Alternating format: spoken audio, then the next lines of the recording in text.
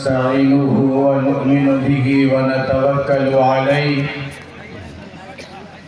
ونعوذ بالله من شرور أنفسنا ومن سيئات أعمالنا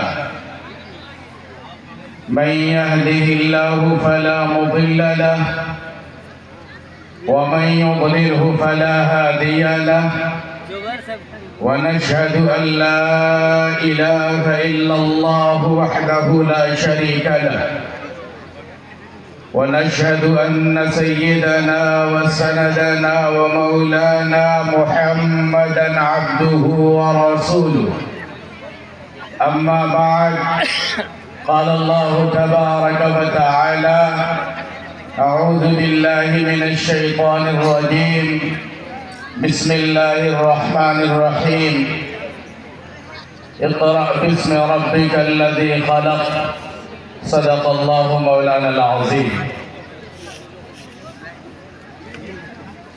نہایت واجب الاحترام بزرگوں، قابل عزت و رفعت حضرات علماء اعظام، ہم سب یہاں پر حاضر ہوئے ہیں تاکہ یہاں سے کچھ سن کے جائیں اس نیت کے ساتھ کہ اللہ ہمیں اس پر عمل کی توفیق عطا فرمائے.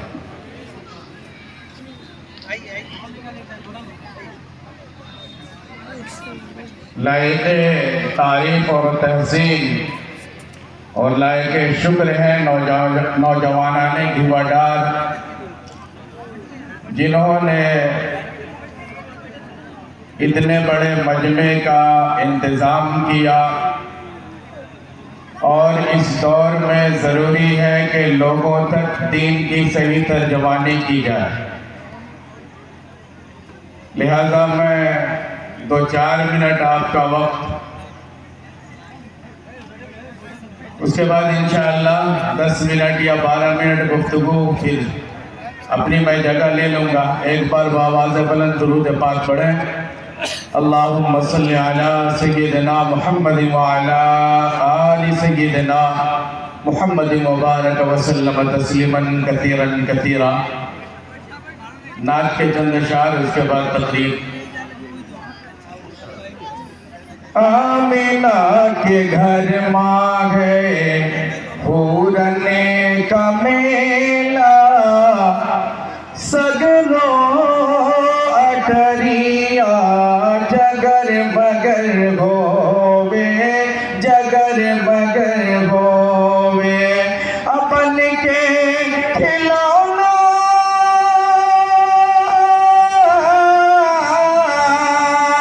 بن کے کھلونا مورے نبی کا، امبر پہ چندوا ادھر ادھر ہووے.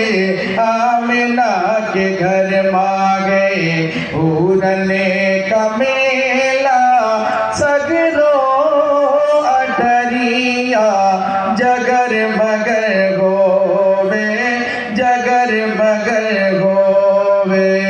اور یہ میں بند اس جلسے کے صدر عزت مآب جناب حضرت مولانا جاوید احمد صاحب قاسمی، صدر جمعیت علماء چپار، ان کی نظر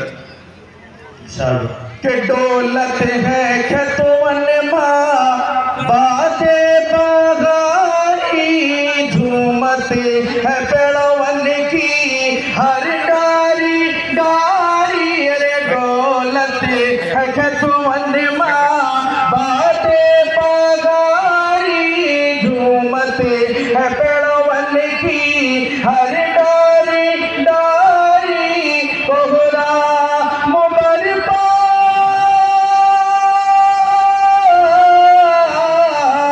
کوہرا مبرپا ہے آتش کدن ماں، بتونے کا گلوا ڈگر مگر ہووے.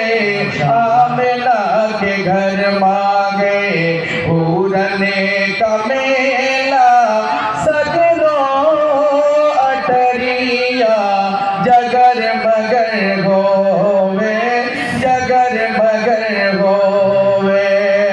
ایسا کوئی آوانا آئی مرحبا کوئی پاوا نہ پائی ارے ایسن نبی کوئی آوا نہ آئی مرحبا کوئی پاوا نہ پائی برسے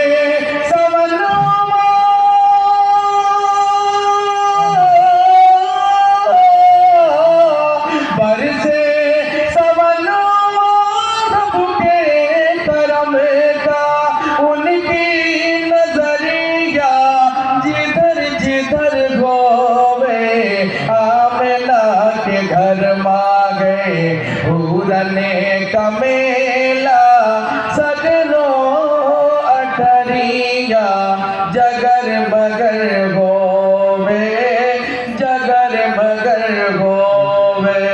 الحمدللہ تلو تازہ ہو گئے کہ آپ ذرا. آج میں گوادھار کی اس سرزمین پر اجلاس عام کے اسٹیج سے مجھے اس موضوع پر بولنے کا موقع دیا گیا ہے جس موضوع کا تعلق بڑے بڑے اداروں سے ہے، جس موضوع کا تعلق اکیڈمیز سے ہے، جس کا تعلق یونیورسٹیز سے ہے، جس کا تعلق این جی اوز سے ہے، جس کا تعلق اور دیگر علمی مراکز سے. آج جس طریقے سے دنیا میں انسانوں کو تعلیم یافتہ بنانے کے لیے ہر ممکن کوشش کی جا رہی ہے، ہر طرح کے سہولیات فراہم کیے جا رہے ہیں تاکہ انسان تعلیم یافتہ ہو جائے.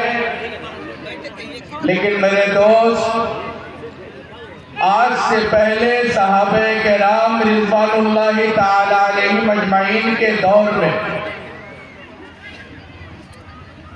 جس طریقے سے آج دنیا میں تعلیمی اداروں کی بھرمار ہے، اس وقت اتنے تعلیمی ادارے نہیں تھے، لیکن پھر بھی صحابہ کرام جدھر نکلتے اللہ تبارک و تعالیٰ کے فضل و کرم سے عدالت کی ترجمہ نہیں کرتے، انصاف کی ترجمہ نہیں کرتے، حقیقت کی ترجمہ نہیں کرتے، اور کلمہ توحید کی ترغیب اور ترویج کرتے تھے.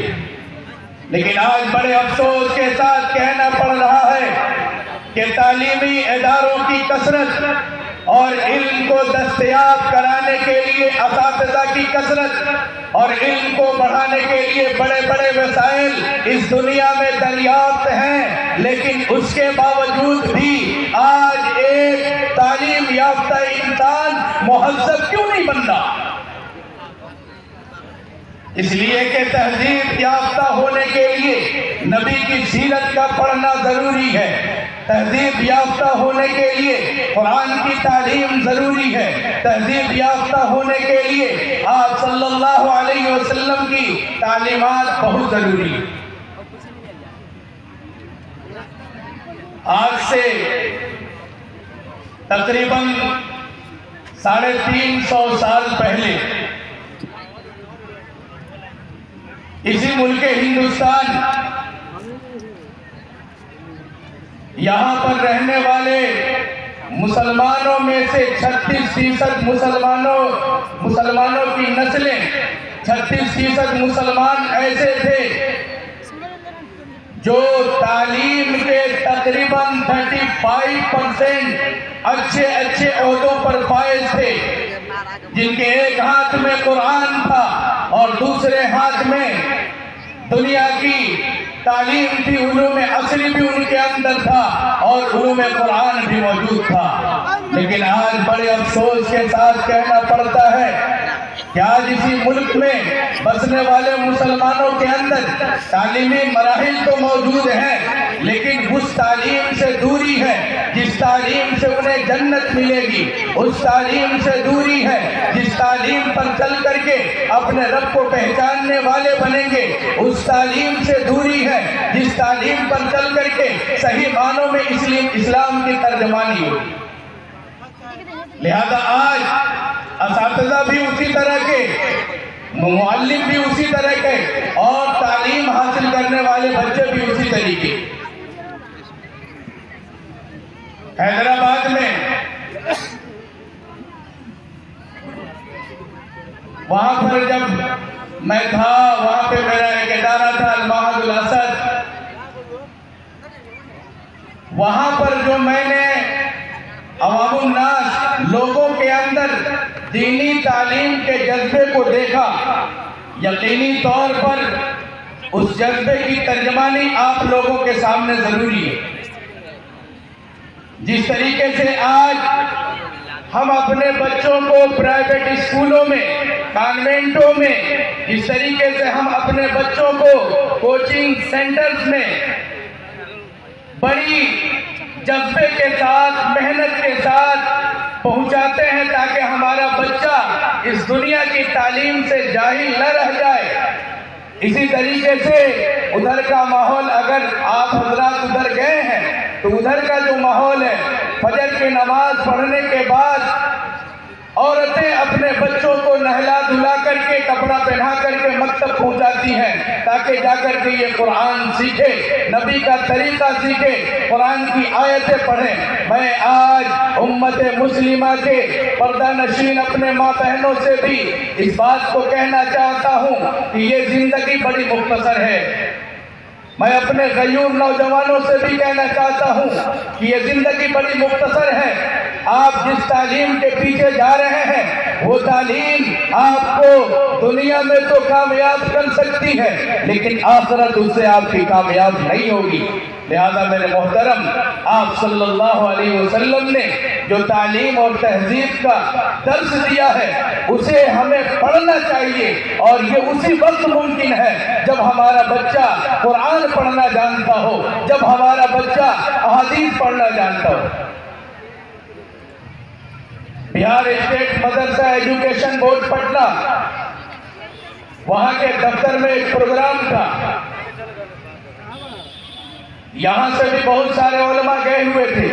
وہاں پر ایک صاحب نے ایک واقعہ بیان کیا، جس واقعے کو سننے کے بعد حقیقت میں افسوس، اور بڑا افسوس ہوتا ہے کہ برطانیہ میں ایک امام صاحب تھے، رمضان المبارک کا مہینہ ہے، ان کو بلایا گیا، کسی نے دعوت دیا، افطاری کی، وہ آئے، آنے کے بعد افطاری کیے، افطاری کرنے کے بعد جس ٹیبل پر وہ کھانا کھا رہے تھے وہاں پہ کچھ پیسے رکھے ہوئے، امام صاحب نے ان پیسوں کو ترتیب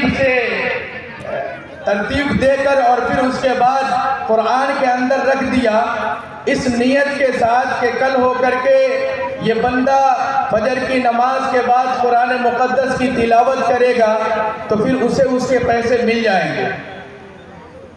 اتفاق ایسا ہوا کہ 1 سال گزر گیا اور یہ بیچارے گھر والے اس پیسے کی تلاش میں تھے کہ آخر وہ پیسہ گیا کہاں۔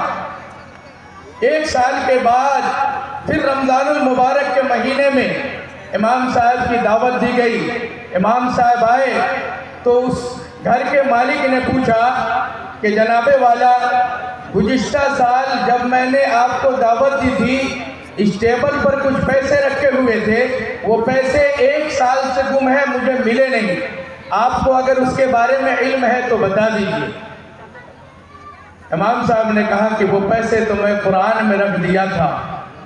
تو افسوس کہ 1 سال کا عرصہ گزر گیا اور 1 دن آپ نے قرآن نہیں پڑھا۔ لہذا میرے محترم بزرگوں اور دوستو، جب قوم کے حالات اس طرح ہو جائیں تو پھر وہ قوم اپنی بے عزتی کے لیے اور اپنی بربادی کے لیے تیار ہو جائے۔ اس لیے کہ قرآن مقدس جیسی کتاب جب اللہ تبارک و تعالیٰ نے اس دنیا پر نازل فرمایا، جناب محمد رسول اللہ صلی اللہ علیہ وسلم کے اوپر غار حرا میں جو سب سے پہلی آیت نازل ہوئی، اقرأ بسم ربک الذی خلق، پڑھیے اس رب کے نام سے جس نے آپ کو پیدا کیا۔ بتانا یہ مقصود تھا کہ اے امت محمدیہ صلی اللہ علیہ وسلم، قیامت تک آنے والے کلمہ اسلام اور کلمہ توحید کے نغمے گنگنانے والے، اگر تم چاہتے ہو کہ دنیا تمہاری رسپیکٹ کرے، اگر تم چاہتے ہو کہ دنیا میں باعزت بنو، تو تمہیں تعلیم کی بہت سخت ضرورت ہے۔ اگر تم چاہتے ہو کہ دنیا کے اندر انصاف قائم ہو تو عمر کی سیرت پڑھنے کی ضرورت ہے۔ اگر تم چاہتے ہو کہ دنیا کے اندر صداقت قائم ہو تو ابو بکر صدیق کی سیرت پڑھنے کی ضرورت ہے۔ اگر تم چاہتے ہو کہ دنیا کے اندر سخاوت عام کی جائے، غریبوں کی مدد کی جائے اور امیروں سے زکوٰۃ لیا جائے، تو حضرت عثمان کی سیرت کی ضرورت ہے۔ اگر تم چاہتے ہو کہ تمہیں علم کے دروازے سے مخاطب کیا جائے تو حضرت علی کی سیرت کی ضرورت ہے۔ قال النبی صلی اللہ علیہ وسلم انا مدینۃ العلم وعلی بابها، میں علم کا شہر ہوں اور علی اس کے دروازے ہیں۔ آج اگر اس دنیا میں مسلمان خوار ہوئے ہیں تو صرف اسی بنیاد پر کہ انہوں نے سیرت محمد صلی اللہ علیہ وسلم کو چھوڑا، انہوں نے سیرت صحابہ کو چھوڑا۔ اور اللہ تبارک و تعالی، میں ایک اہم بات کر کے اور اس کے بعد اپنی بات کو ختم کرتا ہوں، میں ان لوگوں کے لیے بات کر رہا ہوں جن کو اللہ نے اپنے فضل سے استاد بنایا ہے، معلم بنایا ہے، ان کے لیے اس لیے کہ آپ کو اللہ نے بڑی محبت کی نگاہ سے دیکھا ہے، تب جا کر کے آپ کو کسی اسکول کا ٹیچر بنایا یا کسی کالج کا پروفیسر بنایا یا پھر کسی یونیورسٹی کا لیکچرر بنایا۔ آپ اللہ کا شکر ادا کیجئے اور اس اسکول، کالج، مدرسوں میں پڑھنے والے بچوں کی تعلیمی زندگی کے بارے میں فکر کیجئے، ان کے اندر رغبت پیدا کیجئے۔ اصل استاد وہ ہوتا ہے جو طلبہ کے اندر، طالبات کے اندر رغبت پیدا کر دے، خواہش پیدا کر دے۔ لہذا آج یہ اسرائیل، یہاں پہ بسنے والے یہودی تعداد میں بہت کم ہیں، لیکن علمی اعتبار سے ان کا مورال بہت بڑا ہوا ہے۔ ایک ایک عورت اپنے بچے کے تعلیم کے بارے میں جتنی فکر کرتی ہے شاید کہ پوری دنیا اس کی مثال قائم نہیں کر سکتی۔ ایک حاملہ عورت تھی اور وہ حمل کے درد سے پریشان تھی، اس کے باوجود بھی بڑے بڑے ہارڈ میتھس کے فارمولوں کو حل کر رہی تھی۔ کسی نے پوچھا کہ آپ کو آرام کی ضرورت ہے، آپ جو ہے اس وقت کیوں پڑھ رہی ہیں؟ تو اس کا جواب تھا اس عورت کا، میری پردہ نشین ماں اور بہنوں سننا، کہ آج اگر ہم محنت کریں گے تو باہر جو محنت کی جا رہی ہے، میرے پیٹ میں جو بچہ ہے اس کے اوپر اس کا اثر پڑے گا۔ لہذا وہ عورتیں اتنی محنت کرتی ہیں کہ ان کے بچے جب دنیا میں آئیں تو پھر جا کر کے دنیا کے اندر ایجوکیشن کے اس عظیم مرتبے پر فائز ہو جائیں جہاں سے پوری دنیا ان کو سلام کرے۔ لیکن مسلمانوں کے بچے بیچارے بڑی مشکل سے 9th کلاس 10th کلاس، اس کے بعد پھر ماں باپ ان کو کسی کو کارپینٹر کے کام میں لگاتا ہے، کوئی لیبر کے کام میں چلا جاتا ہے، کوئی الیکٹریشین بن جاتا ہے، کوئی اور دیگر کاموں میں لگ جاتا ہے۔ یاد رکھ لینا امت مسلمہ کے غیور نوجوانوں، کام کرنے سے آپ اچھے غلام بن سکتے ہیں، اچھے انسان نہیں بن سکتے۔ لہذا اگر اچھا انسان بننا ہے تو ضروری ہے کہ آپ اپنے اندر علم کی کثرت اور علم کا مشغلہ اور علم کی رغبت پیدا کیجئے، تاکہ اس کی بنیاد سے آپ دنیا کے اندر دنیا کے ہر باطل طاقتوں کے آنکھوں میں آنکھ ڈال کر کے بات کرنے والے ہو۔ لہذا ایز اے ٹیچر، آج جو ٹیچر ہیں میں ان کے اوپر تھوڑی سی گفتگو کر کے میں اپنی بات ختم کرتا ہوں۔ 3 کیٹیگری میں ٹیچروں کو تقسیم کیا گیا۔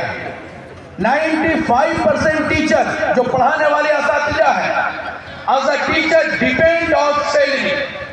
टीचर होने के एतबार से वो अपने सैलरी पर डिपेंड है. उनको सिर्फ ये फिक्र होती है कि कब महीना मिल जाए, तनख्वाह कब आ जाए हमारे अकाउंट में. बच्चा पढ़ा नहीं पढ़ा उसके बारे में फिक्र नहीं है. बाकी 3% ऐसे टीचर हैं, as a teacher depend on syllabus, जो टीचर होने के एतबार से सिलेबस पर डिपेंड है. उनको अपना सिलेबस नजर आता है, ये किताब पढ़ानी है, फिर इसके बाद ये किताब पढ़ानी है. उस किताब की इबारत को, उस किताब के मतन को, मतलब को बच्चा समझ रहा है नहीं समझ रहा है, उस टीचर की कोई परवाह नहीं है. बाकी 2% बच्चे ऐसे हैं, 2% टीचर्स ऐसे हैं, as a teacher depend on choice of children, जो बच्चों के चॉइस के ऊपर डिपेंड हैं और वो ये फिक्र करते हैं कि इन बच्चों के अंदर तालीम की रग़बत पैदा की जाए, इन बच्चों के अंदर तालीम की ख्वाहिश पैदा की जाए, जिसके अंदर जब ख्वाहिश पैदा हो जाएगी किसी चीज़ की तो फिर वो उसको बड़ी मेहनत से हासिल करेगा. आप रमज़ान का रोज़ा रखते हैं, दिन भर रोज़ा रखते हैं, शाम को जब अफ्तारी का वक्त होता है तो आपके अंदर एक ख्वाहिश बेदार होती है प्यास की, लिहाजा अजान होते ही फौरन आप जो है पानी की तरफ अपने हाथ को आगे बढ़ाते हैं और फिर पानी के गिलास को अपने हलक से लगा, अपने मुंह से लगाते हैं. लिहाजा एक बादशाह था और उसके पास बहुत सारे उसके कारकुन थे. उसको खाना बना के खिलाने वाले बावर्ची पे बहुत ज़्यादा था. अब उसने अपने तमाम बावर्चियों को निकाल दिया कि इनके हाथ का खाना अच्छा नहीं लग रहा है. सारे के सारे बावर्ची दरबार सल्तनत से निकाल दिए गए और उसने ये ऐलान करवाया कि जहाँ का भी हो, जो भी हो, अगर उसको खाना ऐसा बना करके दे दे जिसे खाने के बाद वो बादशाह कहे वाह क्या आपने खाना बनाया है, तो बादशाह का ये ऐलान था कि बहुत सारे इनामात से उसको नवाजा जाए. बहुत सारे मुल्कों से बहुत सारे बावर्ची सफ़र करके आए, खाना बना के दिए, लेकिन किसी का खाना उसको अच्छा नहीं लगा. एक बावर्ची आया जो पढ़ा लिखा था, तरबियत याफ्ता था. वो आकर के कहा कि बादशाह सलामत, मैं आपको ऐसा खाना बना के दूंगा कि आप खाने के बाद कहेंगे वाह क्या आपने खाना बनाया, लेकिन उसके लिए कुछ शर्तें हैं. बादशाह ने कहा कि बताया जाए क्या शर्तें हैं. नंबर 1 कि मुझको आपके अस्तबल से 2 उम्दे घोड़े चाहिए. बादशाह ने कहा कि ठीक. नंबर 2 अच्छे बर्तन होने चाहिए जिसमें आपके लिए खाना बनाया जाए. बादशाह ने कहा कि ठीक है. नंबर 3 खाना जहां बनेगा वहां कोई नहीं होगा. बादशाह ने कहा कि ठीक है. आप यहां से कुछ मकाम तक अपने पुलिस के साथ, आर्मी के साथ, हिफाजती दस्ते के साथ जाएंगे और फिर जहां पे आप और हम खाना खाएंगे वो तन्हाई की जगह होगी, वहां पर कोई नहीं होगा. बादशाह ने कहा कि तमाम शर्तें मंजूर हैं. उसने कहा कि एक शर्त और है कि ये खाना हम 3 महीना के बाद बनाएं. अब जो है सारे बावर्ची जो दूसरे थे वो सब के सब इंतजार में है कि 3 महीने के बाद न जाने कौन सा खाना बनाने वाले हैं. खैर दिन गुजरा, रात गुजरी, महीना गुजरा, 3 महीने गुजर गए. उसके बाद फिर बावर्ची जो है अस्तबल से 2 घोड़ा लिया और वो बर्तन जो थे उसको किसी चीज़ पर लदवाया और फिर जो है वो चला गया. बादशाह पीछे पीछे अपने हवारियों के साथ कुछ जगह एक मकाम पर पहुंचा.